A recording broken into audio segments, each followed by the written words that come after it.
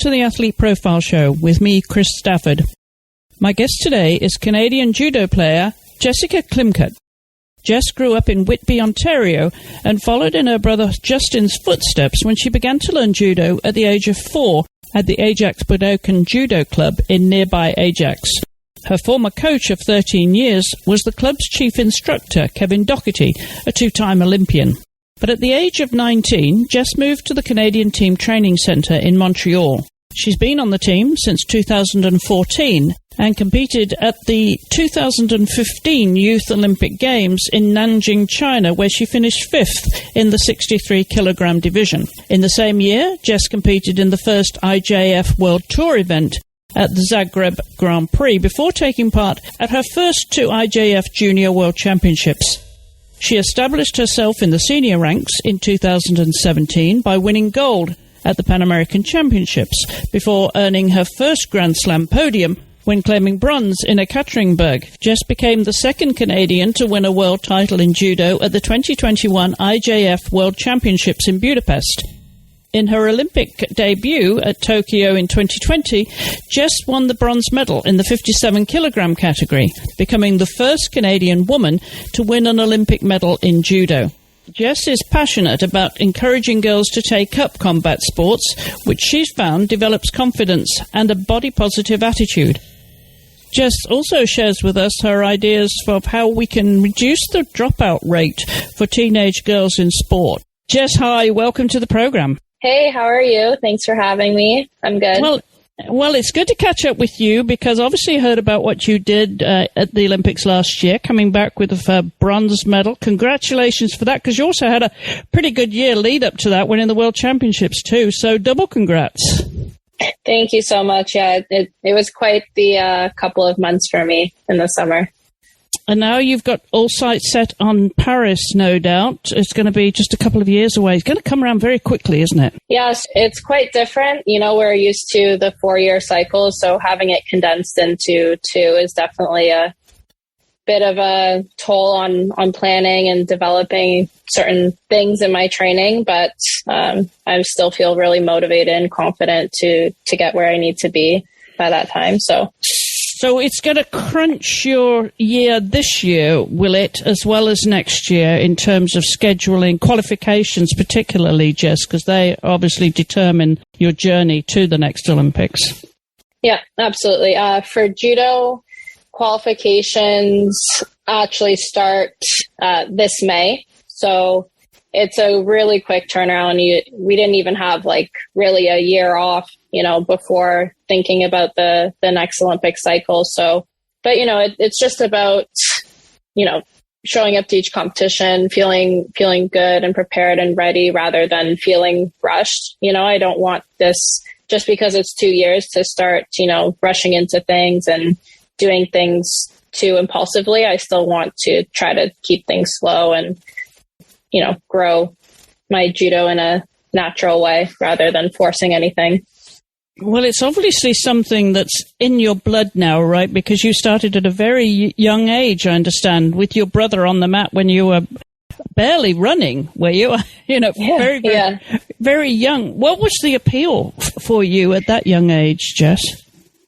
At that age, I had so much energy. If there's anything my parents would tell you, it's just that I was running around. Even as a baby, I was kicking my legs nonstop. So they started my brother in the sport when he was around, I think, 5. And I was just on the side of the mat and I started mimicking everything that, he was doing and everything that I was seeing. So they thought, might as well throw her in as well. And I really took to it. It was a really good thing that took all of my focus. It was mental, it was physical, it was creative. So I just took to it really, really well.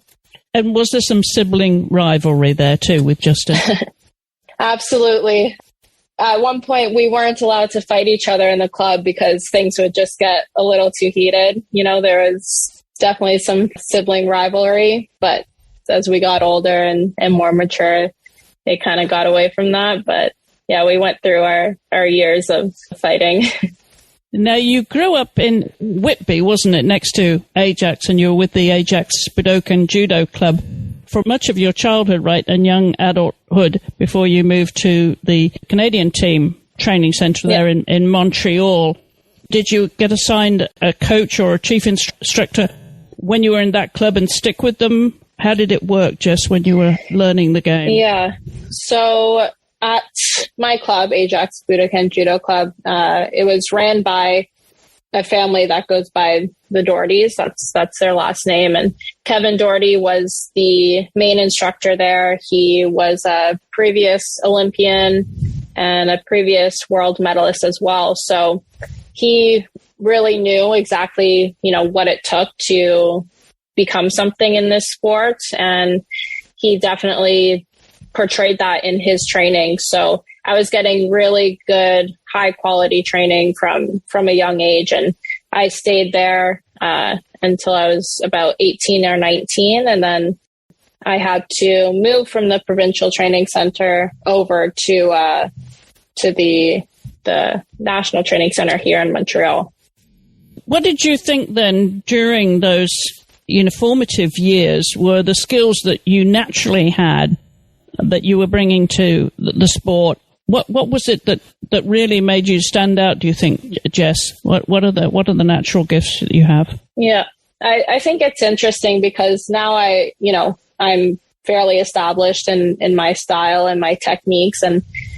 But even when I look back at old fights of me at, 10, 11, 12, 13 years old, I definitely had, a style that was quicker, that was faster, that was very, very offensive for my age. And that can be a little bit different. You often see players, they kind of teeter between, sometimes they're offensive, sometimes they're really defensive, but I just always went into every match with a lot of energy, always offensive. So that, nurturing that along the years really brought me to this point where I am now in my career. And that's really my established style.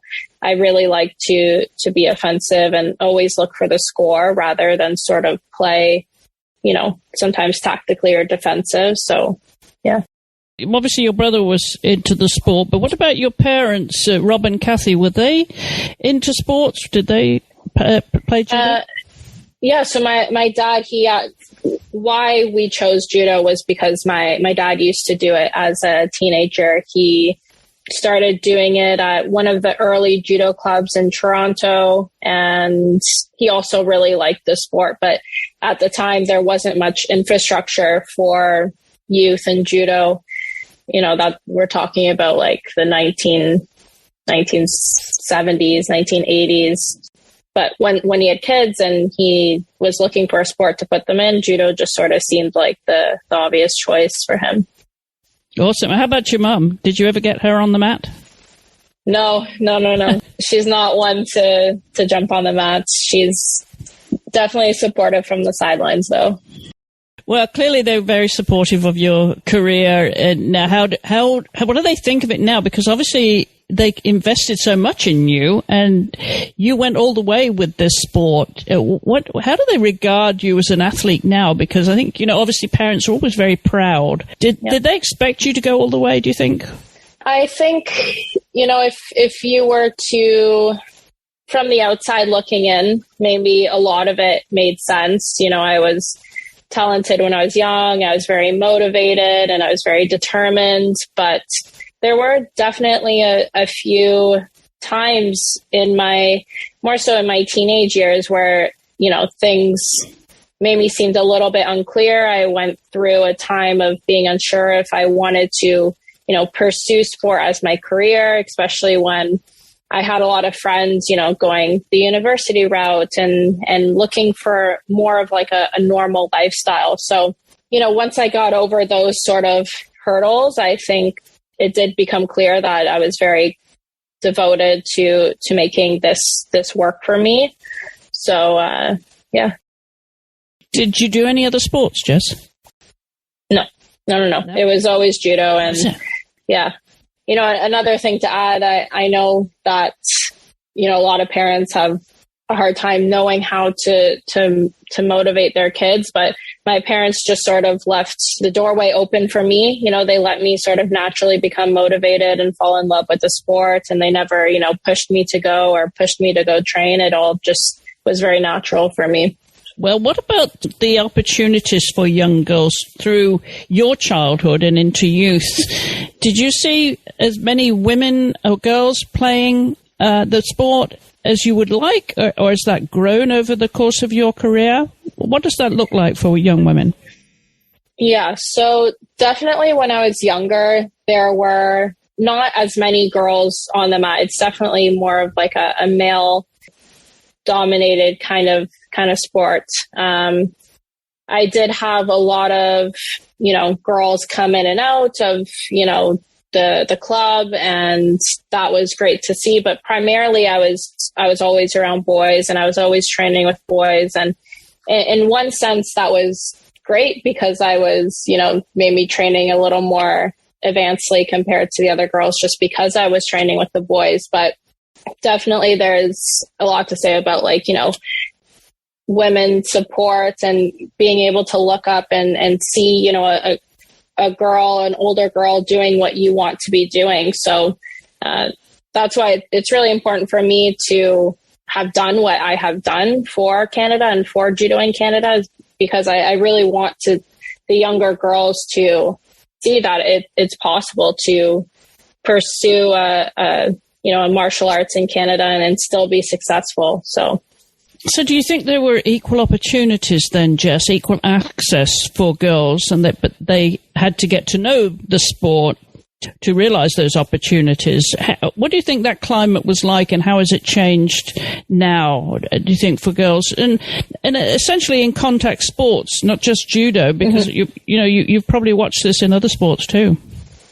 When I was younger, there was still a bit more, it was more of a taboo thing to have a girl in martial arts or combat sports, but you can see just over the past, 5-10 years, Ronda Rousey is someone that comes to mind. She was, an ex-judo player and Olympian as well. And she completely, opened the doors for women in UFC. So we're starting to see this turn, for females in combat sports. And I think that's amazing because, I know personally what it's brought to me as a girl, and in terms of self-confidence and things like that. So I just hope that it continues to flourish and have more exposure for girls to see.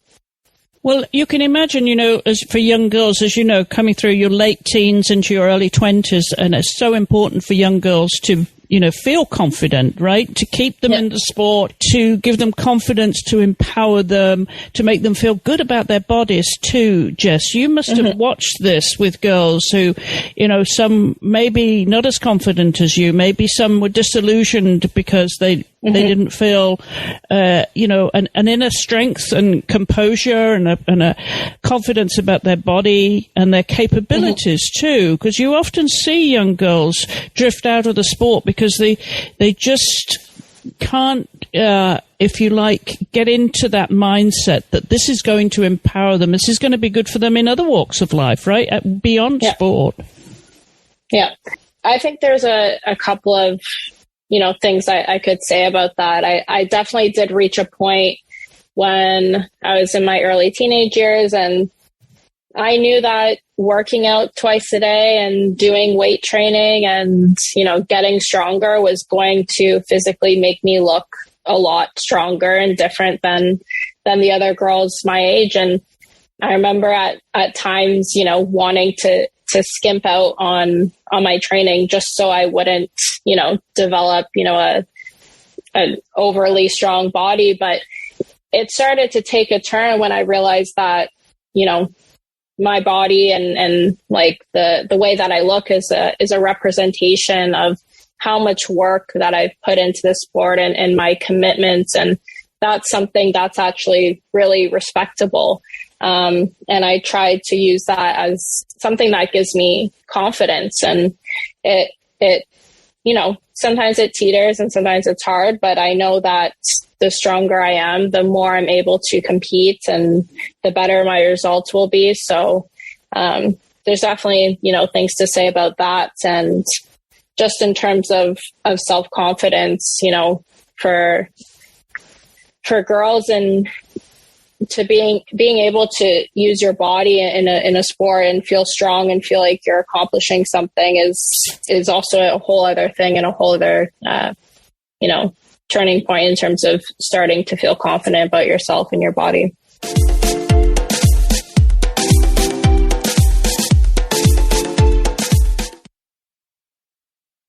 What kind of conversations did you hear, if you like, in the locker room, Jess, amongst young girls, your contemporaries when you were growing up? That their attitude towards the sport, their self-belief, if you will, in the sport?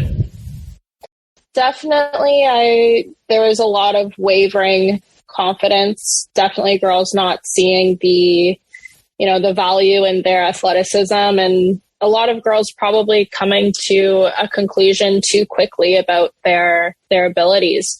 There's different timelines for everyone in sport, and some girls accomplish things a lot sooner than others. So I would see girls that would have tremendous capabilities, but sort of just, decide to cut things off early because, they didn't quite see the success that they wanted to see at that point. And it's hard to have and show young athletes that they have their own roadmap, and if they're not seeing what they want in the short term, it doesn't mean that it's not capable in the long term. So, yeah. And in terms of the dropout rates amongst young girls, we see this through middle school, particularly those years, and in high school. What do you see from your perspective in judo is the reason for that then, Jess? What are you hearing? As I kind of already mentioned, when I was around 16 or 17, I almost debated stopping the sport altogether. I told my parents, I told my coaches, and obviously my coaches were pretty shocked at the time because I was fairly successful. So they didn't quite see the reason why, but, I had friends talking about a normal lifestyle, them moving out to go to university and, spending the weekends how they choose. And for me, I was, getting up at 6 a.m. every day and training twice a day for 4 or 5 hours. And then, traveling for maybe 3 or 4 months out of the year. So I started to question if, I maybe just wanted a normal life, and that seemed more desirable at the time. But, my coaches sort of explained to me that a normal life awaits me, no matter when I stop judo, and what I'm doing with mine is something that not everyone gets to do. And if you've been handed certain tools and capabilities in your life, it would be a shame to not at least pursue that the best that I can to see my potential. So what was the turning point, Jess? Well, where were you when you decided, you know what, I'm going to stick at this and I am going to aim at the Olympic Games? Because that is a milestone in any athlete's career, isn't it? When they have that realization. At what point were you in your career when that bell rang? I think for me, after that conversation with my coaches, we did alleviate some of the training, and I was able to sort of, do, some of the activities that I wanted to do. But I think, so that definitely helped. But the biggest thing for me was going to the Youth Olympics. I went in 2015 to Nanjing, and it was an incredible experience. And I just thought, if I can actually go to the real Olympics, like, this is truly what I want to experience on a larger scale. And from that moment, I unwaveringly decided that, I was going to pursue this. then the dedication really took root, did it? To the discipline, to do the training, just put in the hard yards. That's when it really, the switch flipped, did it, at that point? Yeah. Awesome. Well, you had a lot of success there too. Now that is obviously encouragement. It empowers you. It gives you confidence, but it also made you hungry. Yeah, definitely. The success was maybe not, it was something that gave me validation to prove to me that, what I'm doing in training is right and I am progressing. But it was more so the failures and the bumps and the roadblocks along the way that kept urging me to do better and better. It would just, every time I didn't quite get to where I wanted to be, it would just sort of eat away at me. And the only thing that would make me feel better about that failure was to just get back to the mats and keep working really hard. And if I achieve something the next time, then it was sort of just, okay, that's validation, but it's on to the next. So that's just sort of, how my mind's been working for the last 4 or 5 years in terms of, these larger competitions.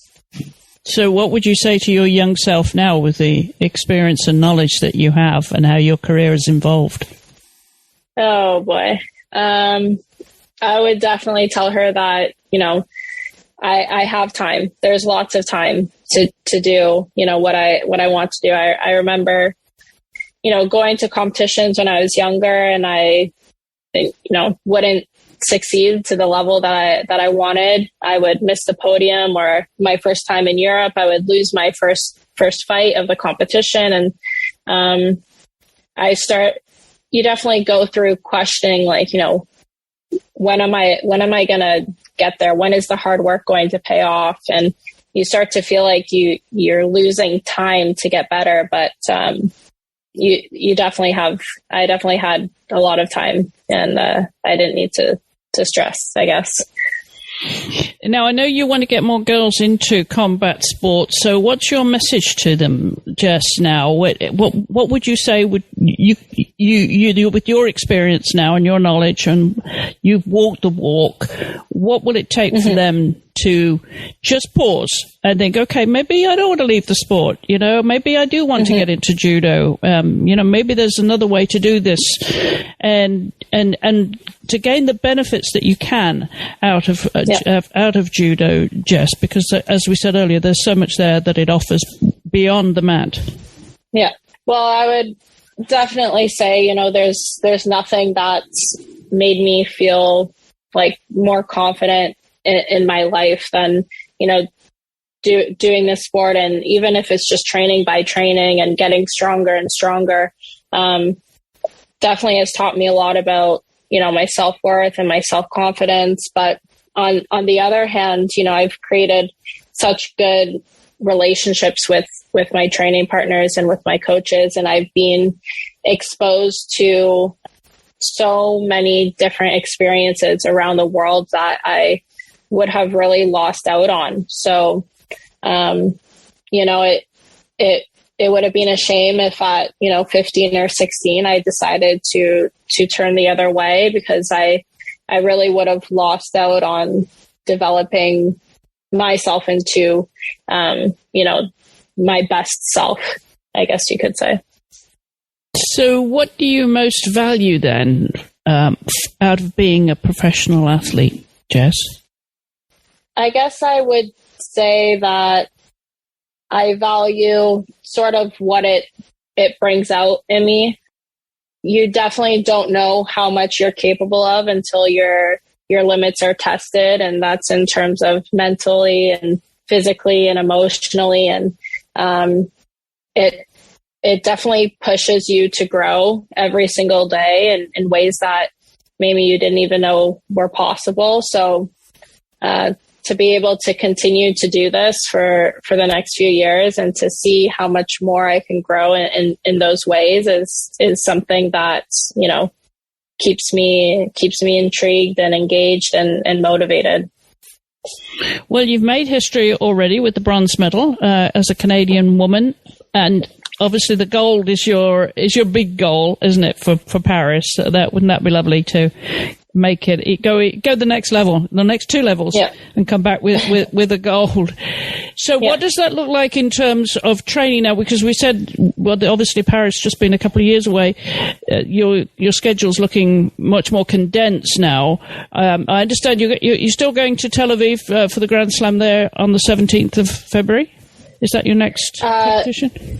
So originally that was the plan, but we decided to push back, and I'll be competing at the end of March. At the beginning of the year, there is some sort of, realities about COVID, and our training center shut down for a week. So it just makes more sense to push my first competition back. But yeah, in terms of the next 2 years, definitely it is a condensed, cycle, between the 2 Olympics, but I still feel very young in my career, and I still feel like I have so many more areas to grow and become better. And in one way, it can be daunting that there's only 2 years to do that, but in another way, 4 years is also just as daunting. 4 years is a very long road. So there's pros and cons to all. And it's just about making sure that